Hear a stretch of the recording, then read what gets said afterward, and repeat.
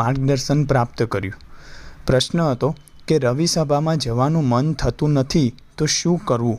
તો મહંત સ્વામી મહારાજે ઉત્તર આપતા કહ્યું કે યોગી બાપામાં વિશ્વાસ રાખવો। એમણે આજ્ઞા કરી છે કે ગમે તે થાય પણ રવિ સભા ભરવી જ। યુક્તિ કરીને એ આજ્ઞા પાળે તો કામ થઈ જાય। યોગી બાપાની આજ્ઞા એટલે અબજ રૂપિયા અને ઘરનું કામ એટલે 5 રૂપિયા।